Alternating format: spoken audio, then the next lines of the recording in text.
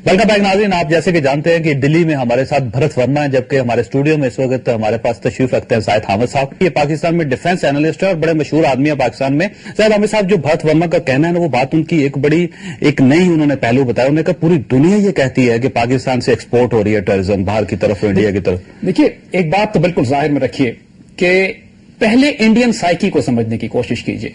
इनके साथ प्रॉब्लम यह है कि हम मुसलमानों ने, पाकिस्तान के मुसलमानों को खुसूसन 1000 साल हमने इन पे हुकूमत की है और ये कलेक्टिवली एक कौम की हैसियत से इंफीरियरिटी कॉम्प्लेक्स में मुब्तला है पाकिस्तान के मामले में।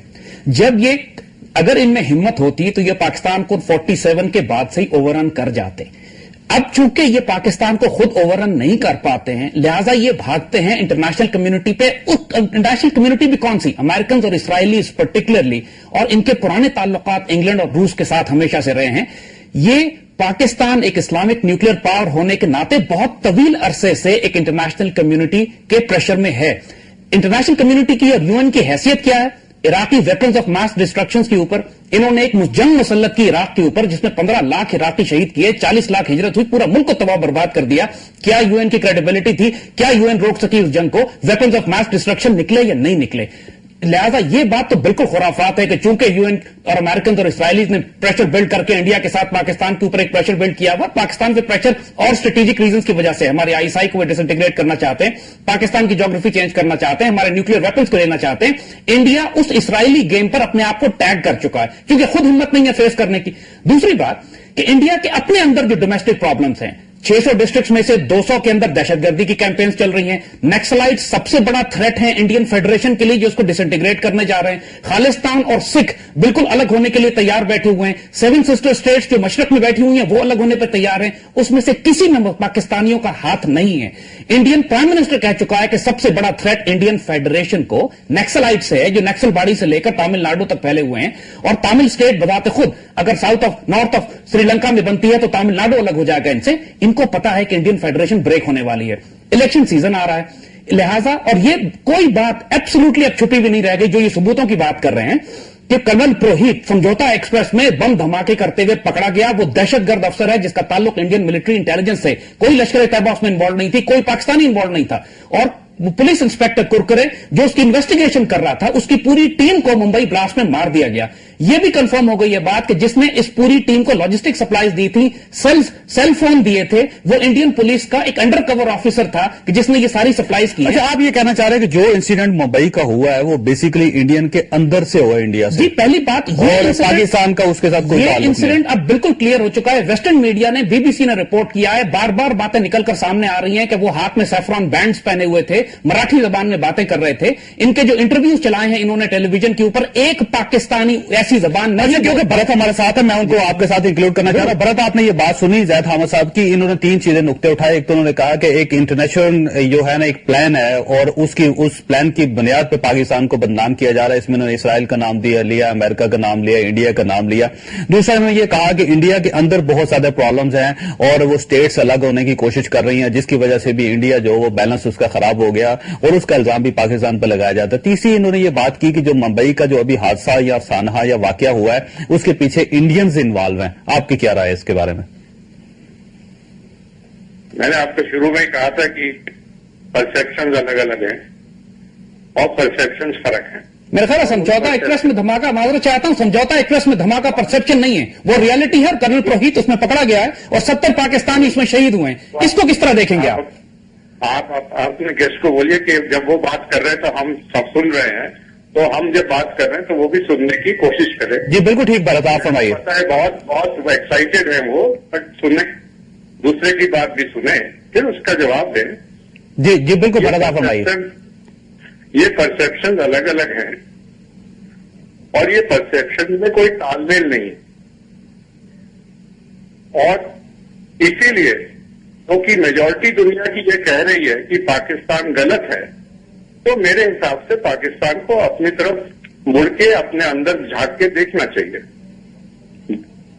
अगर वो नहीं देखने को तैयार हैं तो उसमें जो अंजाम है वो पाकिस्तान के लिए ज्यादा महंगे पड़ेंगे, हिंदुस्तान के लिए कम महंगे पड़ेंगे। ये सब रिलेटिव चीजें हैं। पाकिस्तान की अंदरूनी क्या पोजीशन है उसका आगे क्या होगा, ये पाकिस्तान को सोचना है। पाकिस्तान की अपनी जमीन है, और अगर पाकिस्तान को ये समझ में नहीं आ रहा है तो उसके जो अंजाम होंगे वो जमीन पे सामने होंगे, और वो वक्त बताएगा। देखिए भरत, एक दो चीजें और भी है। मतलब देखिए कि बलोचिस्तान में ये शवाहिद मिले हैं, यानी एविडेंस मिले हैं कि यहाँ पर रॉ इन्वॉल्व थी। इसके अलावा फाटा जो हमारा इलाका है जिसके ऊपर अभी एक वार वो उसमें जारी है इंडिया की, और उसमें इंडिया की इन्वॉल्वमेंट जो वो साबित हो चुकी है। यहाँ पे बेशुमार ऐसे अफसर पकड़े गए हैं जिनके पास इंडियन आइडेंटिटी कार्ड थे, और इसके अलावा कोई उनके पास कागजात भी थे। तो एविडेंस जो पाकिस्तान में इन्वॉल्वमेंट है रॉ का, वो तो सारी दुनिया को पता है। अगर हम इसी तरह इल्जाम लगाना शुरू कर दें इंडिया के ऊपर तो फिर तो हालात ज्यादा खराब होंगे।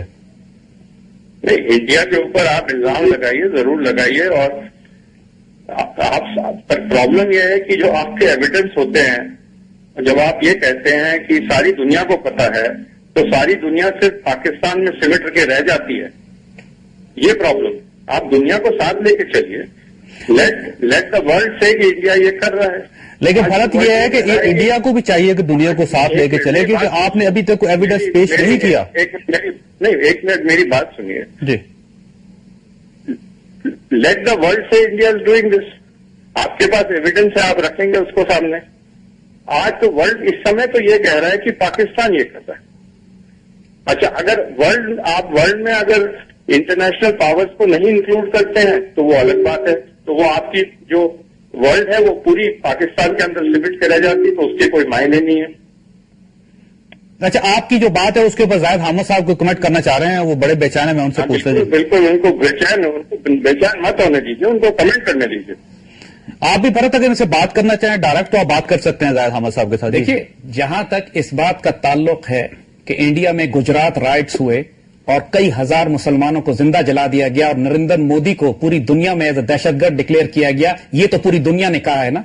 लेकिन आज वही नरेंद्र मोदी आज फिर बीजेपी का एक ओहदेदार बनकर सामने खड़ा हुआ है। क्या इंडियन डेमोक्रेसी यही है? अभी पिछले दिनों पूरे इंडिया में ईसाइयों को जला के रख दिया गया, चर्चेज मार दिए गए, नन्स और पादरियों को जिंदा जला दिया गया, उनके बच्चों समेत। ये इंडियन डेमोक्रेसी है?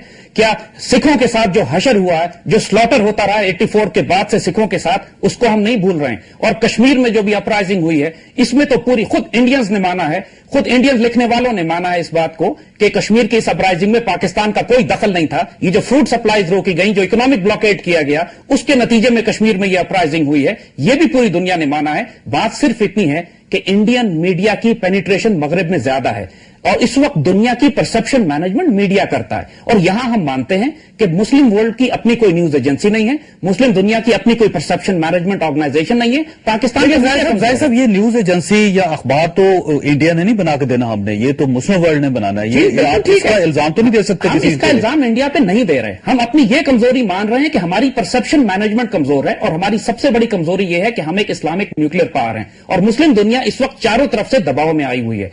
और इस वक्त अगर इस्लामी दुनिया में कोई मुल्क ऐसा है कि जो इसराइल और इंडिया दोनों को एक साथ थ्रेट कर रहा है, तो पाकिस्तान है। और आपको मालूम है कि अच्छी तरीके से कि मुंबई ऑपरेशन में मोसाद इन्वॉल्व है। मोसाद ने और इंडियंस ने 1984 में भी पाकिस्तान पर जॉइंट स्ट्राइक करने का प्लान बनाया था, हमारे न्यूक्लियर एसेट्स को तबाह करने के लिए। और जहां तक दहशतगर्दी की बात करते हैं, हम 1971 को भी नहीं भूलें, जब ईस्ट पाकिस्तान की इंटरनेशनल बॉर्डर्स के अक्रॉस इन्होंने फौजें भेजकर मशरकी पाकिस्तान तोड़कर अलग किया था।